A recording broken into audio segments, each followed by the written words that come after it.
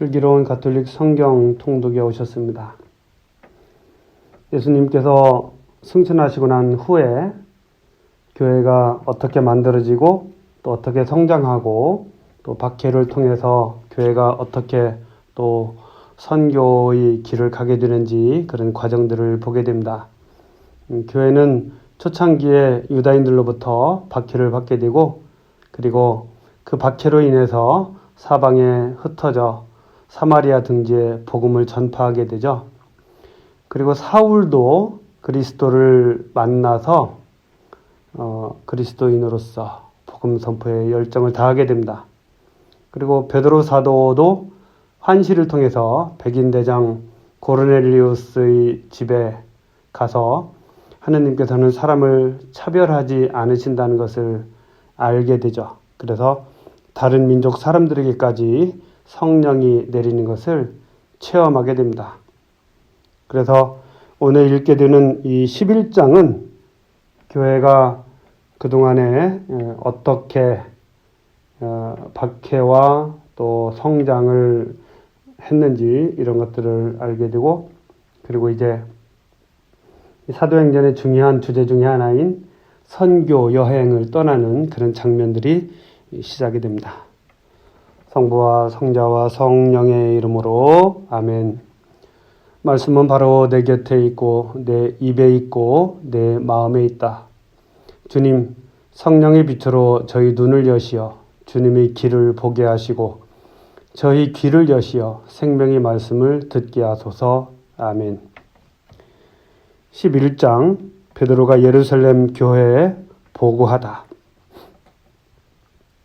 사도들과 유다 지방에 있는 형제들이 다른 민족들도 하느님의 말씀을 받아들였다는 소문을 들었다.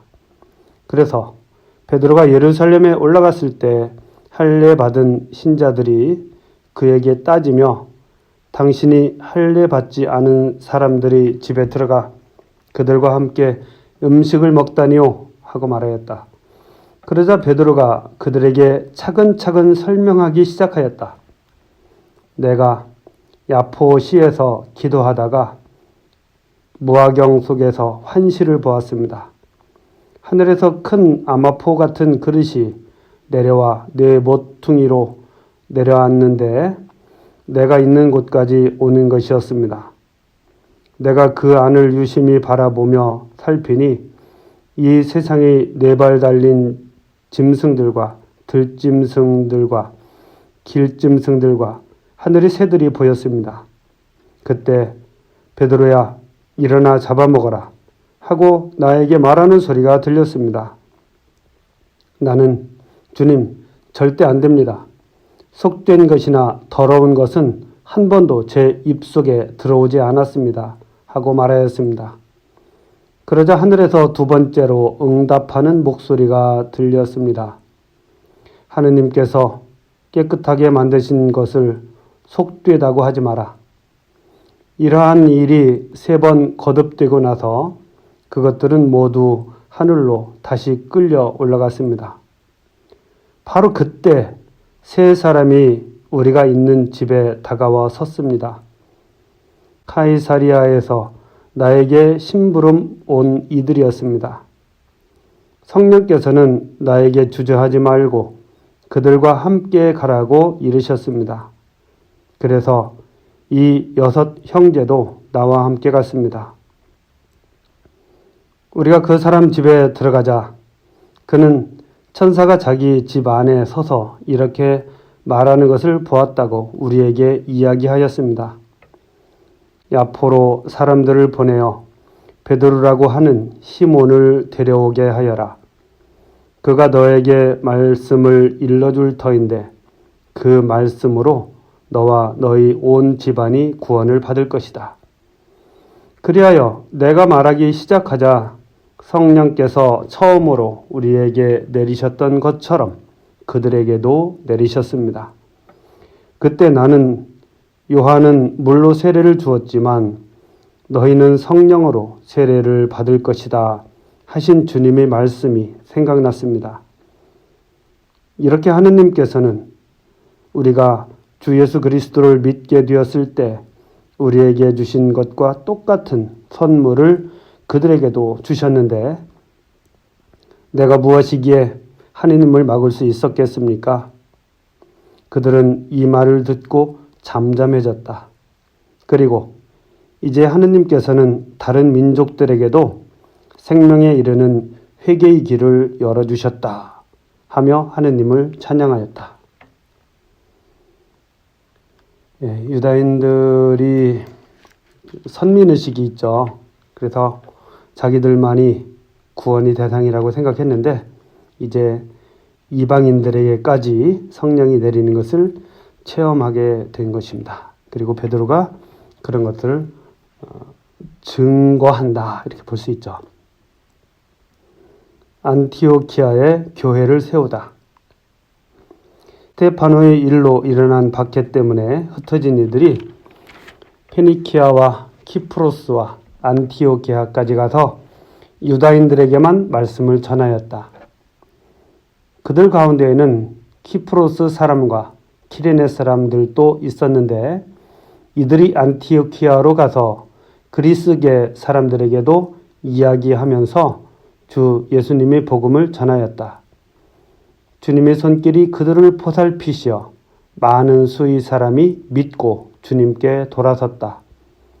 예루살렘에 있는 교회는 그들에 대한 소문을 듣고 바르나바를 안티오키아로 가라고 보냈다.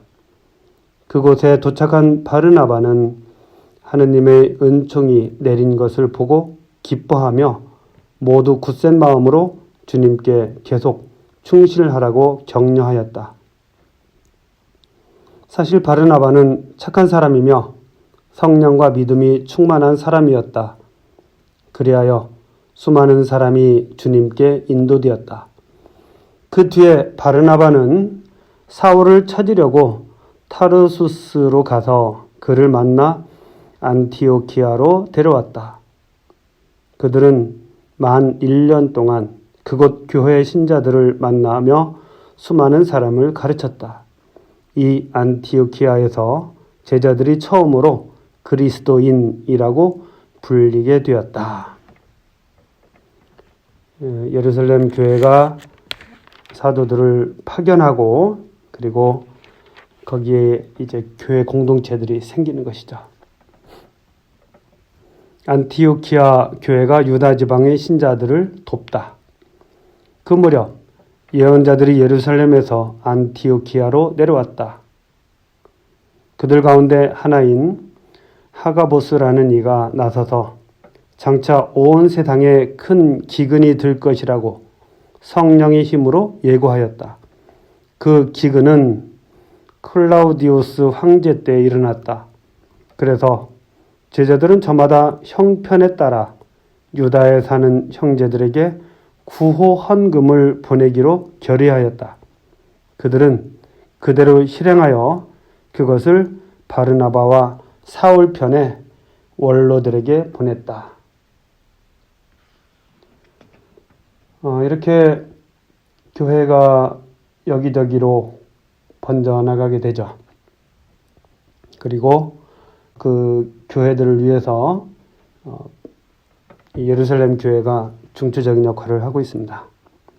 12장 야고보가 순교하고 베드로가 투옥되다. 그 즈음 헤로데 임금이 교회에 속한 몇몇 사람을 해치려고 손을 뻗쳤다. 그는 먼저 요한의 형 야고보를 칼로 쳐 죽이게 하고서 유다인들이 그 일로 좋아하는 것을 보고 베드로도 잡아들이게 하였다. 때는 무교절 기간이었다. 그는 베드로를 붙잡아 감옥에 가두고 4명씩 짠 4개의 경비조에 맡겨 지키게 하였다. 파스카 축제가 끝나면 그를 백성 앞으로 끌어낼 작정이었던 것이다. 그래하여 베드로는 감옥에 갇히고 교회는 그를 위하여 끊임없이 기도하였다. 이 박해는 그리스도인들에게 피할 수 없는 길인 것 같습니다. 베드로가 감옥에서 기적적으로 풀려나다. 헤로데가 베드로를 끌어내려고 하던 그 전날 밤, 베드로는 두 개의 쇠사슬에 묶인 채 두 군사 사이에서 잠을 자고 있었고 문 앞에서는 파수병들이 감옥을 지키고 있었다.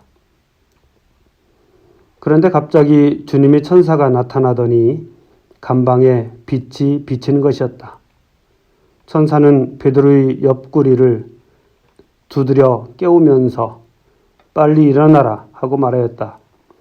그러자 그의 손에서 쇠사슬이 떨어져 나갔다. 천사가 베드로에게 허리띠를 메고 신을 신어라 하고 이르니 베드로가 그렇게 하였다. 천사가 또 베드로에게 겉옷을 입고 나를 따라라 하고 말하였다. 베드로는 따라 나가면서도 천사가 일으키는 그 일이 실제인 줄 모르고 환시를 보는 것이려니 생각하였다.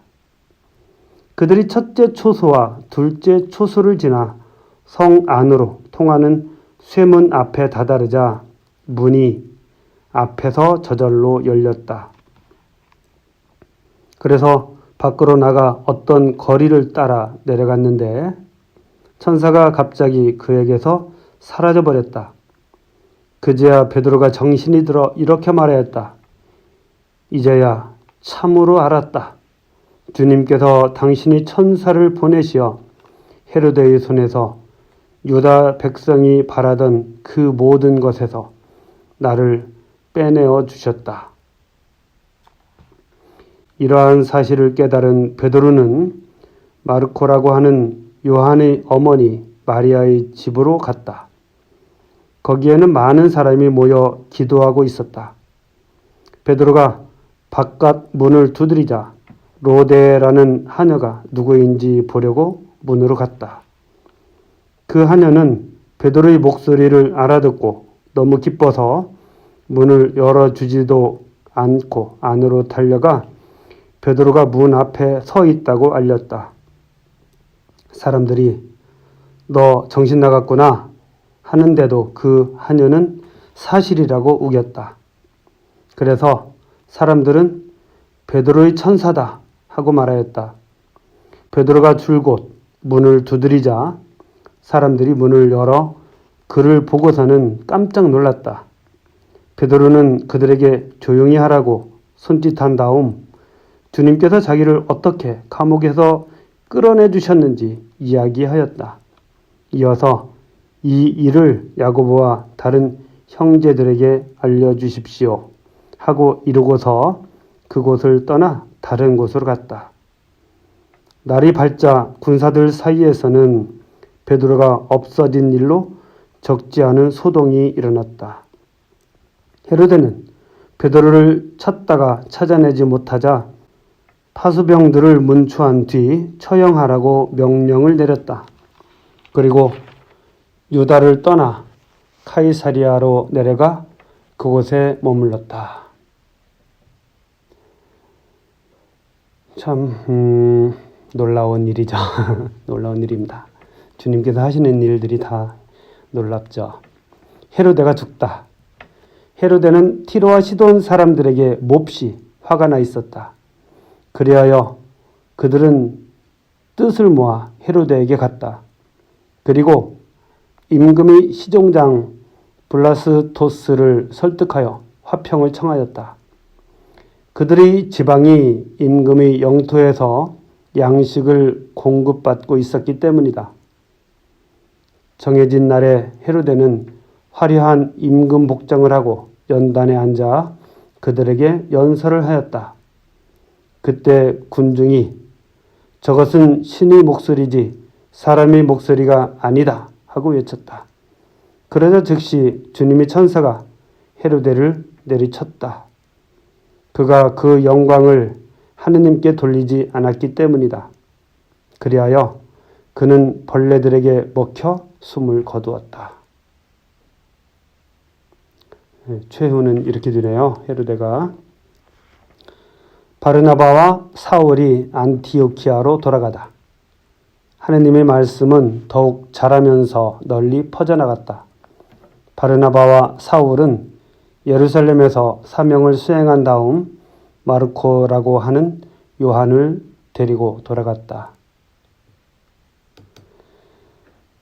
이제 이 역동성, 진짜 이 초대교회의 역동성, 우리가 정말 비단에서 살아간다는 것이 이런 것이구나 하는 것을 느낄 수가 있죠. 오늘은 여기까지 하겠습니다. 성부와 성자와 성령의 이름으로 아멘. 말씀은 내 발의 등불이요 나의 길의 빛이옵니다. 주님, 저희가 성경을 생명의 말씀으로 믿고 기도하며 살고 선포하게 하시어 언제나 성령 안에서 평화와 기쁨을 누리게 하소서. 아멘. 성부와 성자와 성령의 이름으로 아멘.